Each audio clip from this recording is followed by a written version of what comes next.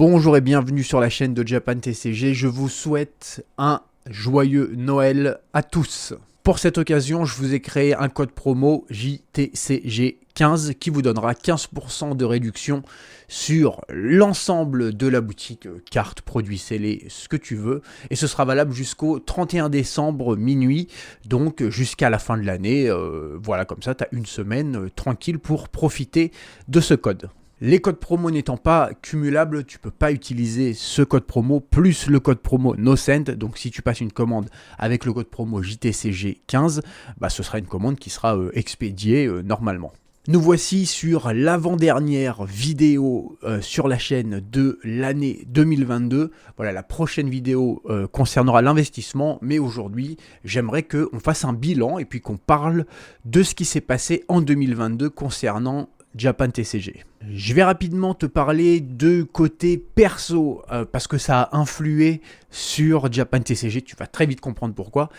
Cette année, le plus gros changement pour moi, ça a été la naissance de mon premier enfant. Donc je suis devenu papa, donc tout a changé du jour au lendemain. Pour ce qui est de Japan TCG, on va voir ensemble les 4 données les plus importantes quant à un site internet, c'est-à-dire le nombre de visites, le nombre de commandes, le panier moyen, c'est-à-dire en moyenne quel est le prix de chaque commande, et le chiffre d'affaires. Voici ici la courbe du nombre de visites. Tu as les visites, la courbe qui est continue, c'est les visites de cette année. La courbe qui est en pointillé, c'est les visites de l'année dernière. Comme ça, tu as la comparaison.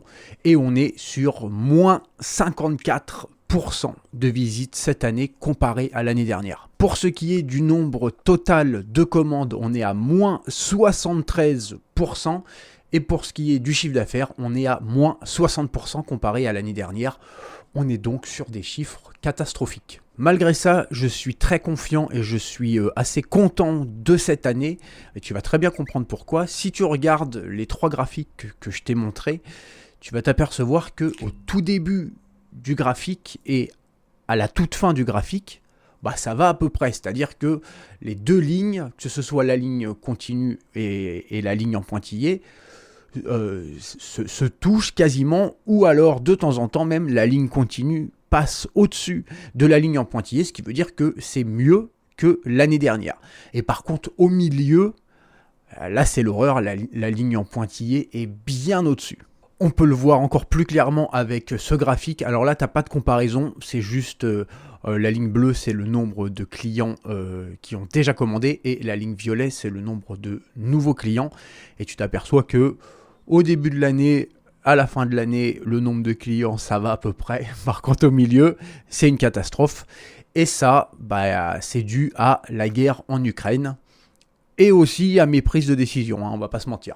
À partir de là, le 1er mars de cette année, tous les envois ont été suspendus. Moi, j'avais même fait des envois du coup fin février qui ont été jusqu'à l'aéroport de Tokyo et qui sont revenus.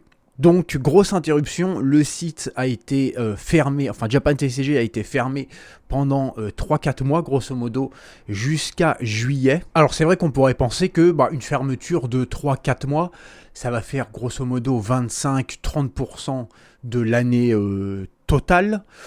Donc, on devrait avoir une baisse de 25-30% des visites, du chiffre d'affaires, et pas se retrouver avec moins 50 ou moins 60%. La vérité, c'est que bien sûr, ça ne marche pas comme ça. Une boutique en ligne, c'est un peu comme une boutique en physique, c'est-à-dire que imagine-toi que tu as 100 clients en moyenne par jour qui viennent dans ta boutique. Si tu fermes rideau pendant 3-4 mois, le lundi, quand tu rouvres, il n'y a pas 100 clients et il faut relancer la machine. Donc voilà, tu sais que si tu as fermé 3-4 mois sur une année, l'année, elle est morte, c'est normal. Avec le recul, je pense que j'aurais pu faire beaucoup mieux, j'aurais pu trouver une solution beaucoup plus rapidement, j'aurais dû continuer de faire des vidéos, de la communication, que ce soit sur Instagram, YouTube, histoire de continuer de faire vivre la chose même si les gens ne pouvaient pas commander. Mais ce qui s'est passé, c'est que j'ai eu un petit coup de stress parce que mon bébé, il est né en juillet. Donc, quand on est en mars, moi, je sais, voilà, je suis déjà au courant que ma femme est enceinte, etc. Et donc, je me retrouve là sans activité, du coup, du jour au lendemain, avec un bébé qui va arriver bientôt. Et ce qui fait que, bon, j'ai eu un petit coup de panique. Je sais que je peux trouver du boulot facilement en boîte de nuit, avec un poste à responsabilité, un salaire plutôt cool. Donc l'activité s'est arrêtée en mars et en avril, j'ai repris le boulot en boîte de nuit, histoire de me dire, au moins je suis safe, on ne sait pas trop, est-ce que je vais pouvoir reprendre Japan TCG. Voilà, je ne savais pas si j'allais pouvoir trouver une solution. Bon, avec IMS et tout, maintenant ça se passe bien, mais quand tu n'as aucune solution qui se profile, ça fait plusieurs semaines que j'attendais, histoire de prendre une décision, et où il ne se passe rien. Et puis voilà, s'il n'y avait pas eu l'arrivée du bébé, je pense que j'aurais pu tenir longtemps comme ça et me dire, bon, c'est pas grave si ça prend plus de temps. Mais là, c'est vrai qu'avec madame enceinte, je voulais pas trop prendre de risques et me dire, voilà, au moins, j'ai un salaire, c'est safe. Et puis, pour Japan TCG, dès que je peux faire quelque chose, je ferai quelque chose. Sauf que forcément, le boulot en club, c'est 10-12 heures par jour, c'est des horaires décalés, donc quand tu rentres à 8 heures du matin, c'est dodo jusqu'à 17-18 heures pour repartir au club, 5-6 jours par semaine. Donc c'est vrai que du coup, tout ce qui est trouver des solutions, faire des vidéos sur YouTube, faire des stories sur Instagram pour continuer de parler de Pokémon, pendant ces quelques mois-là, ça a été ultra compliqué. L'activité de Japan TCG a donc repris sérieusement à partir du mois d'août. Et à partir du mois d'août, par contre, je vais te mettre la courbe, non pas depuis début janvier, mais depuis le 1er août, on voit que tout se passe bien, que ce soit sur le nombre de commandes ou que ce soit sur le nombre de visites, eh bien ça augmente énormément. Aujourd'hui, les statistiques de Japan TCG sont repassées au même niveau où elles étaient avant ce problème de la guerre en Ukraine, et ce en l'espace de 6 mois. La seule petite différence, c'est que j'ai effectivement un petit peu moins de commandes.